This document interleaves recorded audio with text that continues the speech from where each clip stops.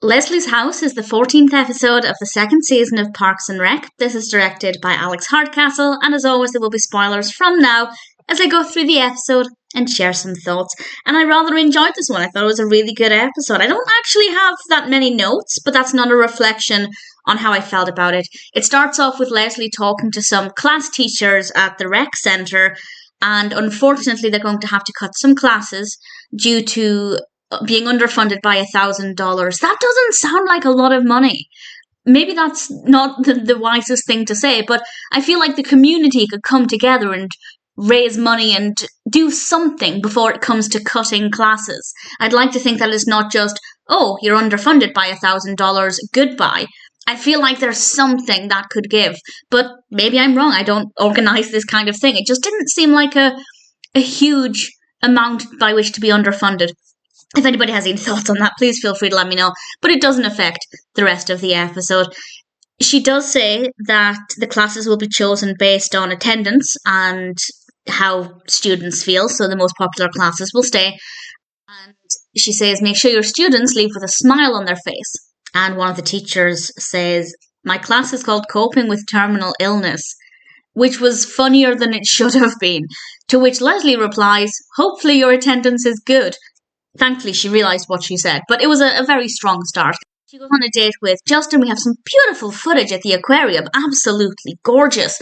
And Anne suggests that Leslie and Justin have an intimate dinner at Leslie's house, and Leslie decides, let's have a dinner party. And that's the bulk of the episode. Anne goes over to Leslie's house for the first time ever, and it's very messy. I'd say bordering on hoarder tendencies. And Anne's quote I absolutely loved, but also I wish this were a thing, because she says, I think I need to call child services and have Leslie taken away from herself. I absolutely love that. I feel like a lot of us would benefit from being taken away from ourselves, if only for a brief period, to get some respite from ourselves. People then start getting involved in preparing everything. And Leslie, having not thought this through, also involves some of the teachers from the rec centre. A teacher who teaches cleaning comes to clean the apartment, and somebody who does cooking comes to help her with the meal, by which I mean cook everything. And she tells them that it won't affect her final judgment on which classes are being cut. And then the dinner party happens, and everybody's there, and by everybody I do mean everybody. And I feel like there were too many people for the size of her house. She also invited Wendy, and then there was a belly dancer, and it was a very quick dinner party, actually. Not a lot happened, but it was also very busy at the same time, and it was very atmospheric and very well done. And then the next thing we know, she's being investigated for abusing her power. And they think that she invited the teachers and had them involved in this, invited them to do their cleaning and their cooking and things as a way of evaluating them. And that, of course, would be abuse of her power, to make them clean her house, to evaluate them, to see if they'll get their classes kept or not.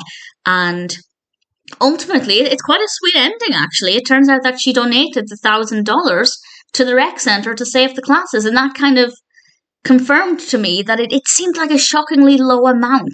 Not that I think it should have come out of Leslie's pocket, but it seems like there would be some kind, caring people in Pawnee who'd want to keep the classes running. Leslie had great experience with them when she was younger, and I just feel like there would have been people willing and eager to donate and to help out. So it seemed, I don't know, I feel like, well, I was going to say I feel like it should have been a bigger amount, but then it would have been a bit bizarre if Leslie had donated, say, $10,000 instead. So it makes sense why it was $1,000, so Leslie could then donate the money herself and all the classes get to be kept. I think I'm overthinking it.